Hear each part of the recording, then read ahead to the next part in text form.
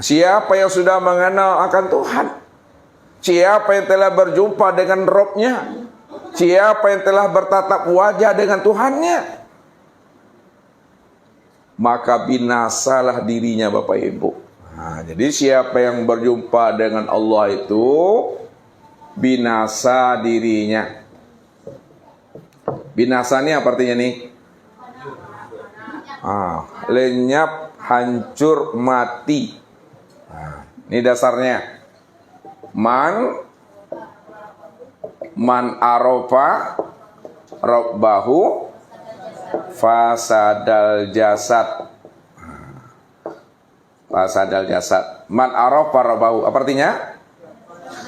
Nah, siapa yang telah mengenal Robnya, siapa yang telah kenal Tuhannya, fasadal jasad, maka hancur binasalah akan dirinya itu.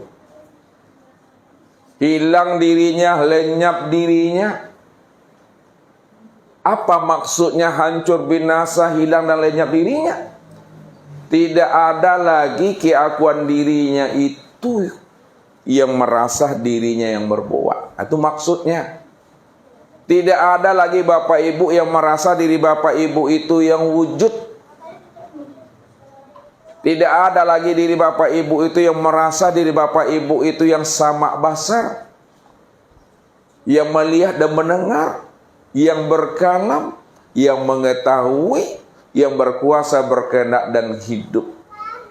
Apa sebabnya? Karena diri Bapak Ibu itu sudah betul-betul mati. Diri Bapak Ibu itu betul-betul sudah hancur, sudah binasa, sudah karam, sudah lenyap, atau sudah betul-betul hapus. Ini yang dimaksudkan Allah. Bila engkau adalah engkau, maka engkau tak kenal aku. Bila engkau bukanlah engkau, engkau pasti kenal akan aku. Maksudnya apa tuh? Bila engkau adalah engkau, maka engkau tak kenal dengan aku. Maksudnya, apabila engkau merasa engkau yang wujud, pasti engkau tak kenal aku. Yang wujud itu aku sebenarnya. Kalau engkau merasa engkau yang sama basar, yang melihat dan mendengar, pasti engkau tidak akan kenal aku, karena yang melihat dan mendengar itu sebenarnya aku. Bila engkau mengatakan engkau yang berkata, yang mengetahui, berkuasa dan berkehendak, pasti engkau tidak mengenal aku, karena sebenarnya yang berkata, mengetahui, berkuasa dan berkehendak itu aku, kata Allah. Bila engkau merasa diri engkau yang hidup, pasti engkau tidak mengenal aku, sebenarnya akulah yang hidup itu. Namun sebaliknya Allah katakan, bila engkau bukanlah engkau, maka engkau pasti kenal aku. Kalau engkau sudah sadar, engkau sudah mengerti, sudah paham bahwa engkau itu tiada, engkau itu adalah buta tuli, engkau itu adalah bisu, bodoh, lemah, papa dan mati, maka ketika itulah engkau baru paham akan diriku, bahwa yang sebenar-benar ada itu aku. Kalau aku cuma yang sebenar-benar ada, aku yang sebenar-benar wujud, maka akulah sebenarnya yang melihat itu, akulah sebenarnya yang mendengar itu, akulah yang sebenarnya yang berkata, akulah sebenarnya yang mengetahui, berkuasa dan berkehendak serta hidup pada dirimu itu. Tak ada lagi dirimu di sana. Itu maksudnya. Makanya bukti orang yang telah mengenal Allah, tidak ada lagi keakuan dirinya yang merasa diri yang berbuat di situ.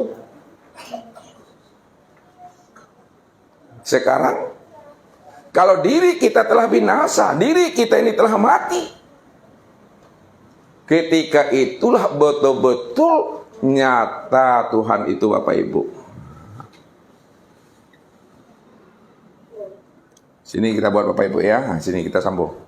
Kalau diri kita telah binasa, diri kita telah hapus, ketika itu betul-betul nyata Allah itu nyata. Apanya yang nyata sebenarnya Bapak Ibu? Betul-betul nyata akan zatnya, nyata akan sifatnya, nyata akan asmanya, nyata akan af'alnya. Kalau sudah nyata zatnya, sudah nyata sifatnya, asma dan af'alnya, lalu kemana Bapak Ibu memandang nyatanya zat, sifat, dan asma serta af'alnya Allah itu? Tempat memandang nyatanya zat, sifat, asma, dan af'alnya Allah itu, pandang dan tiliklah kepada insan. Kepada insan. Insan itu siapa tadi? Manusia.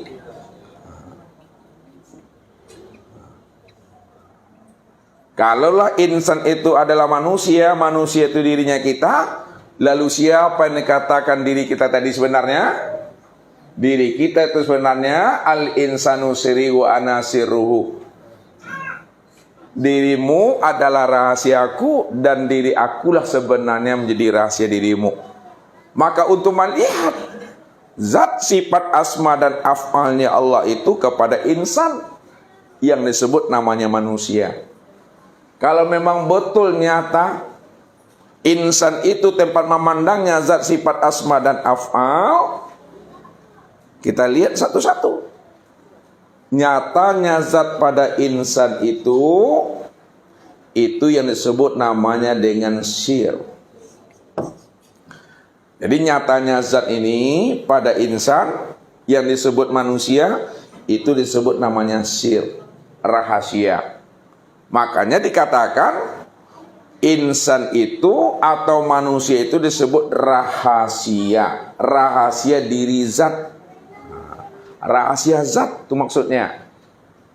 Yang kedua, kalau memang sifat itu betul-betul nyata pada insan, lalu sifat itu pada insan kemana tempat memandangnya? Tempat memandangnya itu pada ruh. Ruh inilah yang disebut sifatnya Tuhan itu. Ya. Kemudian yang ketiga, tempat memandang asmanya Allah pada insan itu pada hati. Jadi hati kita itu tempat memandang asma Allah. Dan yang terakhir Bapak Ibu, tempat memandang af'alnya Allah pada insan itu nyata pada perbuatan tubuh.